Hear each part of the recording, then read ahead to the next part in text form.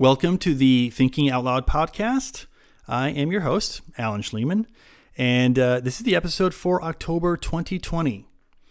And so I want to think out loud about how to prepare for the next cultural revolution. And the reason is because I think Christians have been largely caught off guard by the current revolution that's been sweeping our society today. I think for the most part, it was largely unexpected by most believers. Now, in one sense, I want to say and confess that's understandable, right? I mean, nobody's a prophet. Who knows what new philosophy is going to capture the culture's attention at any given time. But in another sense, I think it is our fault that so many believers have embraced a false philosophy. That is the philosophy of critical theory, and are now attempting to parrot it back into the church.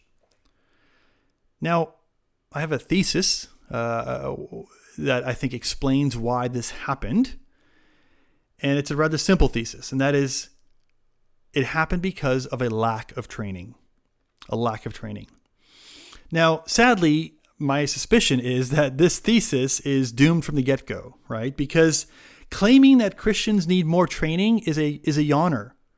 Right? Mention the word education and eyes will glaze over. Boring. It's like there's no pizzazz to claiming that the antidote to our failure is training. Virtually nobody gets excited when you suggest that adding theology and apologetics classes to our weekly diet for believers is the way to go, right? But this is precisely why we fail to protect believers from succumbing to critical theory. Now, few Christians even knew what critical theory was before it came crashing on the scene, but critical theory is basically a philosophy that is at odds with the Christian worldview, right? So, for example, with regards to critical theory, instead of teaching that humans are valuable creatures made in God's image, critical theory says that we are defined by our classification in groups, right? Whether it be sex or race or class or gender identity. And there's a whole list of them, okay? And so instead of the main problem also being that we've committed sin, we broke God's laws, critical theory says that the main problem is the oppression of other people. Instead of the solution being divine and, of course, human forgiveness, critical theory says the solution is activism to overthrow those in power and to correct this inequality. Instead of the ultimate goal being a restored relationship with God, critical theory says the goal is liberation from oppression. And so critical theory obviously differs from Christianity in fundamental ways, right? So the question is, well, why did all these Christians begin embracing it, right? And I'm, again, here to tell you that I think it's because they didn't recognize its ideas before they became mainstream. And so instead, believers became intrigued by this really novel thing that's coming around. And they thought of ways in which they could kind of syncretize it with their faith. Talk about how Jesus, cared for the oppressed and so on and so forth. And so they just kind of lumped it all together with their Christian faith.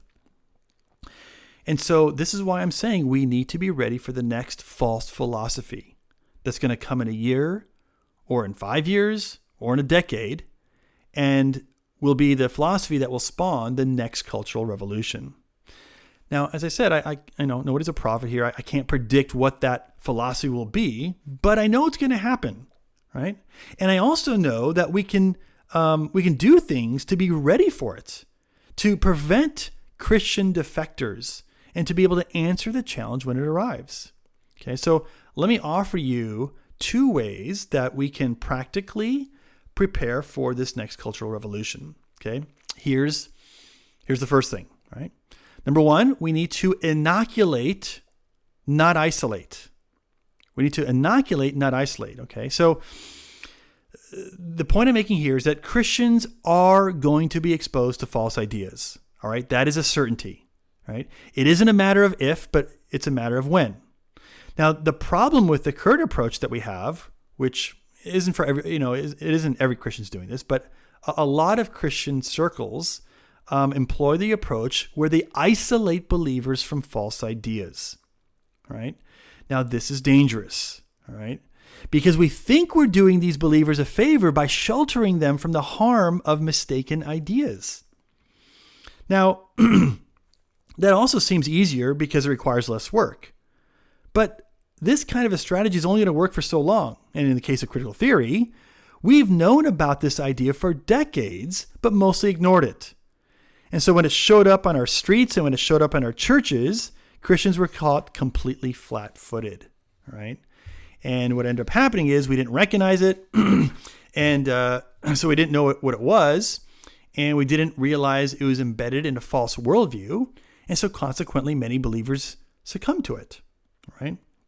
This is the danger of isolation, right? So as I said, we need to inoculate, not isolate. Okay, so the solution then, the better approach, is to inoculate. Now, what do I mean by that? Well, inoculation is similar to how we protect our bodies against a virus. So for example, if you want to inoculate yourself against polio, what you do is you ingest, or you get injected, I'm not sure which one they do, an attenuated virus. Now, attenuated just means like a weakened, but still alive virus, all right? So they literally inject you with actual polio. And what happens is your immune system responds by producing an army of antibodies, which are basically these killer cells that are created specifically to destroy the polio virus. That way, when you go off to another country and your body's exposed to polio, well, your immune system isn't caught off guard. It completely recognizes, oh, I see polio has now entered into this body. It recognizes the virus, and then it marshals this army of antibodies that is already prepared to neutralize the real polio virus before it can seriously infect you. Now, the same is true with false ideas. We can inoculate with false ideas in the same exact way. And what we do is we teach believers false ideas and philosophies. We teach believers why people believe these false ideas and philosophies, and then we teach them what's wrong with those reasons. And that way, when a believer comes across a false idea or a false philosophy in the future, they can identify that idea, and then they can destroy that idea, right? Colossians 2:8 talks about the importance of identifying false ideas so that we don't succumb to them. And 2 Corinthians 10 verses 4 through 5 talks about how we're supposed to destroy these false ideas when we come across them, right? And so had we taken this approach with critical theory, had we inoculated rather than isolated, we would have had fewer Christians advocating for critical theory's ideas within the church, right? So that's my first solution, is to inoculate, not isolate. And the second one is to teach worldviews, right? We need to teach people, Christians, worldviews. I think one of the best ways to inoculate against a false idea is to equip believers in worldview training. Now, what is a worldview? It's just simply a collection of attitudes, beliefs, and values that each person has about the world around us. Now, every single person on earth who's conscious has a worldview, whether they realize it or not, right? Francis Schaeffer is known for saying that worldviews, quote, bring forth with inevitable certainty, end quote, ideas that play themselves out in culture. In other words, if you have a worldview, or if a culture is bought into a worldview, its ideas will play themselves out in culture. All right? They'll be manifest in the behavior of its citizens. And this is exactly what happened with critical theory. You know, critical theory is embedded in a worldview of Marxism, which is in turn embedded in the worldview of naturalism. And because a culture has been adopting these ideas, it's now playing those ideas out in our society. So studying worldviews then is going to be strategic for this very reason, right? Because what worldviews do is they help you to categorize ideas according to certain subjects, right? Now, there's tens of thousands of ideas in the world, right? Some good and some bad, of course. And of course, that would be overwhelming to think that you can learn all of them and understand each of them and all of their nuances, right? But there are less than a dozen worldviews, right? There's like, 9 or so. And so learning all these worldviews is a much more achievable task, right? You learn the worldviews and you can then therefore categorize and organize all the ideas that flow from each of these worldviews, right? This is a very doable thing.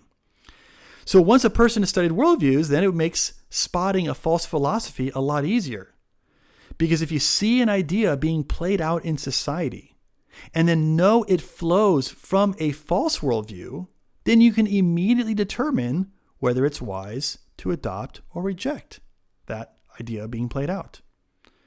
And so you see, it makes the task of discerning truth from error achievable.